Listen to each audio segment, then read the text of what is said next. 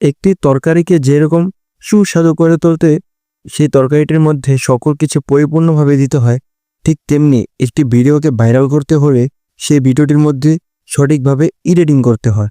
আর এই এডিটিংটাই কিন্তু আপনারা অনেকেই জানেন না কিভাবে করতে হয়।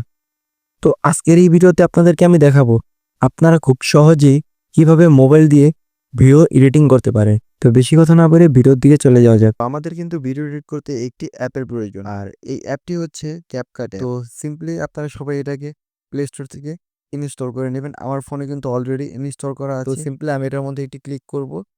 দেন আমি কিন্তু ক্যাপকাটে একটি প্রো ভার্সন ইউজ করতেছি। নিউ প্রজেক্টের উপর ক্লিক করব। নিউ প্রজেক্টের উপর ক্লিক করার পর আমরা যে ভিডিওটাকে এডিট করতে যাচ্ছি সেই ভিডিওটাকে আমি কিন্তু এখানে সিলেক্ট করে দেব। তো সিলেক্ট করে দেওয়ার পর এখানে যে একটি অ্যাড অপশন আছে এটার উপর আমি ক্লিক করব।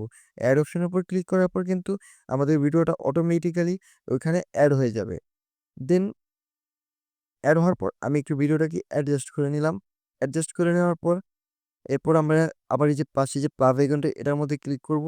প্লাস আইকনটার উপর ক্লিক করার পর কিন্তু এখানে আমাদের গ্যালারিটা আবার ওপেন হয়ে যাবে। দেন এখান থেকে আমরা একটি ব্যাকগ্রাউন্ড সিলেক্ট করে দিলাম। ব্যাকগ্রাউন্ড সিলেক্ট করে দেওয়ার পর আমরা এই যে ওভারলি লেখাটি এটার মধ্যে ক্লিক করব। দেন আমরা এখান থেকে অ্যাড ওভারলিতে ক্লিক করব। অ্যাড ওভারলিতে ক্লিক করার পর আমরা কিন্তু আরেকটি ভিডিও সিলেক্ট করে নিলাম। তো সিলেক্ট করে নেওয়ার পর ওই ভিডিওটাকে কিন্তু আমরা আমাদের মন মতো ক্রপ করে বসিয়ে নিলাম। তো ভিডিওর যে বাড়তি পার্টগুলো, মানে যেসব পার্টগুলো আমাদের কোনো কাজে লাগছে না, সেই পার্টগুলো কিন্তু আমরা এখান থেকে ডিলিট করে দিলাম।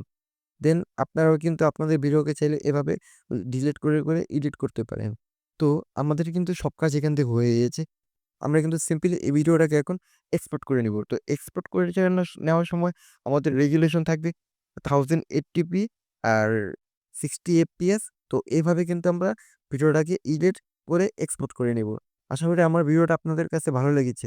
তো আমাকে সবাই চ্যানেলটাকে সাবস্ক্রাইব করে পাশে থাকবেন।